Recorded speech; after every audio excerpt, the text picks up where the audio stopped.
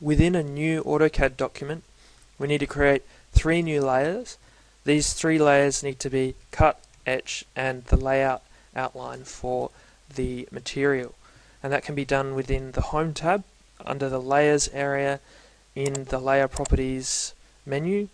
You need to create 3 new layers. So the first one will be called Cut, second one will be called Etch, and the third one will be called Layout.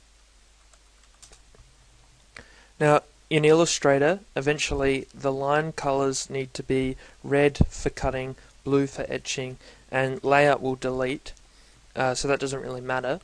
But the cut and the etch color that we set in AutoCAD isn't going to be the correct colors in Illustrator, even if we do set them to red and blue. So even though you do set them as red and blue, it's fine. You can actually set them as any color as you want, but you need to make sure that they're unique. And I'm going to set the layout to be pink.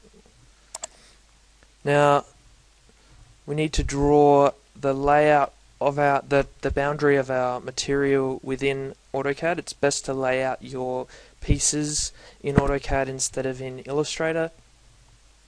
That way it's a lot easier to move things around. Up on the screen right now there are the templates for the two laser cutters, the big one and the small one. I'm just going to be making one with the big one today, so that's 600, wrong layer. So to select a new layer to draw on, if you come up to this layer selection tool and select the layer that you want to draw on, we're going to draw 600 and then zoom out, and then the 1200 across. So this will be our bounding box for the material. If you've got a smaller material, then just draw the bounding box for that instead of for the laser cutter, and that way you're guaranteed to get your shapes and cuts onto that without having any overlap with nothing. So to draw our cut lines, just need to draw on the cut layer,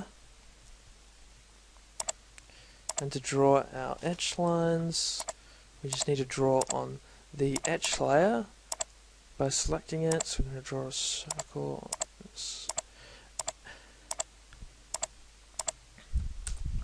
And that's pretty much done. All you need to do now is save as to DWG.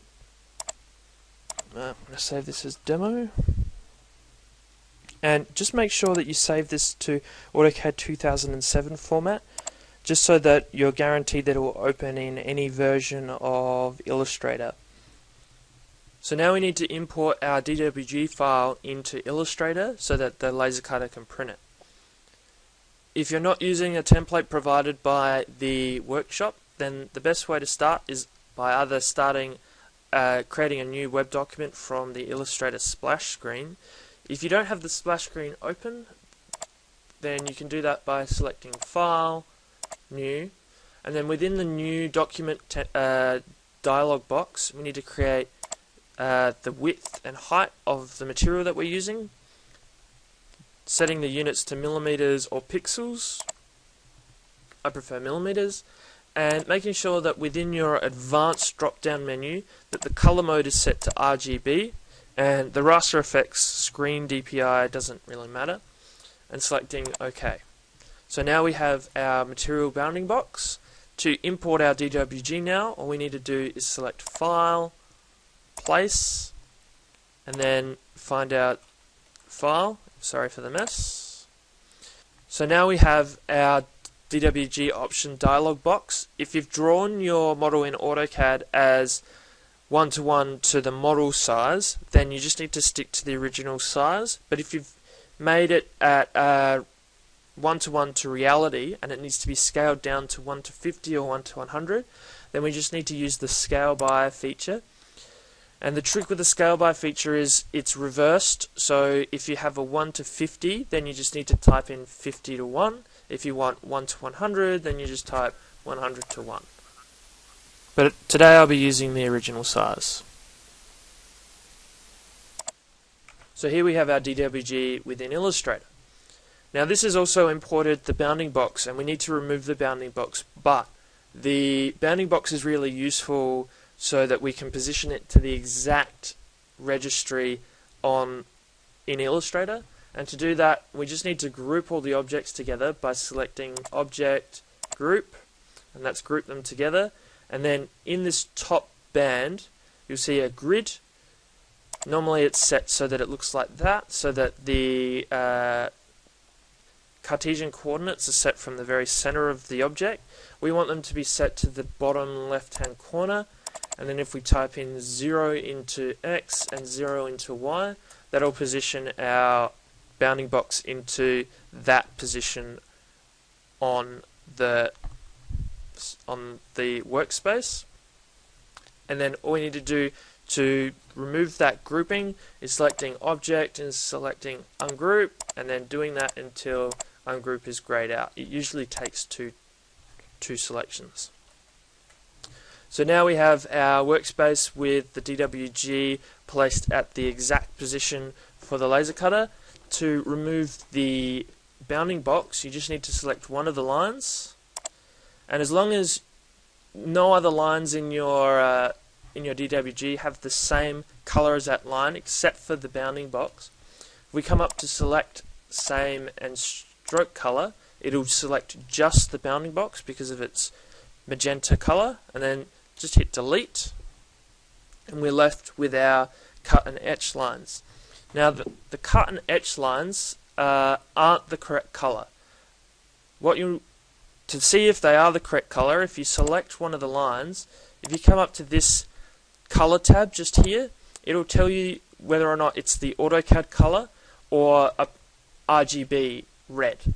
And it needs to be RGB red so that the laser cutter can read it as a cut.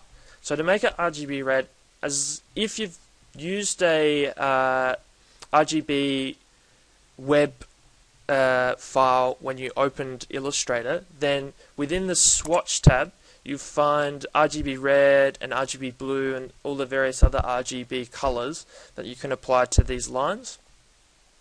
So if we select the same stroke color for this red and we apply RGB red, you'll notice within the color tab we've now got 25500 for red, green, blue. That means that it's not the AutoCAD red anymore, it's now the correct red. If you've got a color like this, so something that isn't 25500, then all you have to do is type in to these particular parameters the correct numbers, and you get the correct red. And with the lines still selected, if you come down to the stroke tab, and within the weight input you type in 0.001 space millimeters and hit enter, that will create the correct line weight for the cutting as well. And really, just for the blue, just for etching, you just need to do the same process. Instead of selecting red though, we just need to select blue. So just to double check, that's 00255, and then it's the same weight in the stroke, and that is ready to cut with the laser cutter. Once you've got to this point, you just need to save that to USB and then take it down to the digital workshop, and the guys should be able to work with this fine. So have fun with that.